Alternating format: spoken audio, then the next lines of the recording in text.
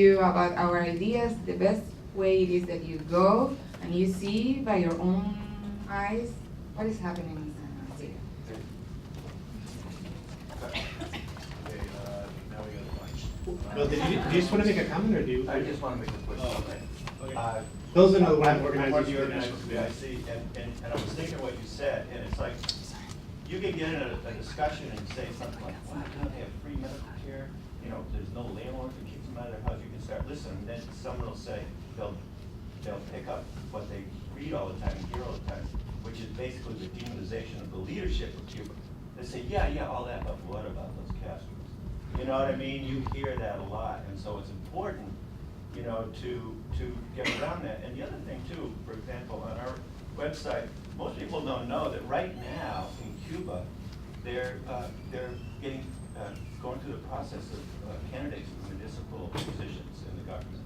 So it's a very vibrant, you know, on the ground grassroots democratic process, you know, a participatory process that we don't really have here. And those that do get in the position of the Parliament, the Congress, is that they don't come from privilege.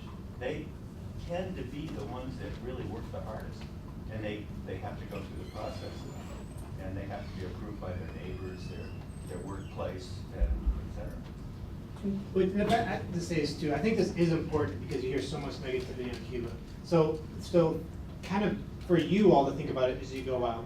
Go back to what I said earlier. You know, you can go to Cuba, you can come to the conclusion that you don't agree with Cuba, but you can still agree with what we're saying here, is that they're communists, so is China, we trade with them. You don't think that their political system is great? Again, do you like Saudi Arabia?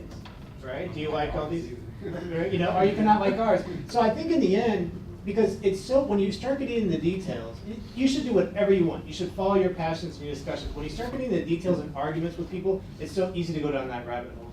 And just fall back on, no matter what, there's just no reason for us to be treating Cuba differently than these other countries. We either need to start doing this with everybody, or we need to back off to them. And then we engage in a more sovereign level with Cuba. We don't have the right to tell them what to do. We don't have the right to force them what to do. We should learn from them, and then they can learn from us. But you gotta do that in friendship, right? You know, and I think that's the biggest thing to take away. So if you're interested in information on Cuba, anything with a .cu comes from Cuba. Granma is one of their biggest papers. It's GRANMA. And then check out Telesur. Telesur is a media out of Venezuela. And people go, well, you're just getting propaganda from Cuba and Venezuela. It's like, well, okay, you're getting propaganda from the United States. I mean, that's okay. That's all right. I mean, it's good to hear what Cubans think. It's good to hear what Venezuelans think. Don't feel bad about that. Don't feel bad about that. So check that out and make decisions based on, you know, informed opinions. So just because we only have this room booked until 2, and I have a feeling that people are gonna kind of talk you guys after, we might wrap things up now and just say thank you one more time, and then. So we can just stay here. People can ask us questions as we're finishing up all the donuts and walking out. Does that sound okay? All right, thank you guys. Thank you.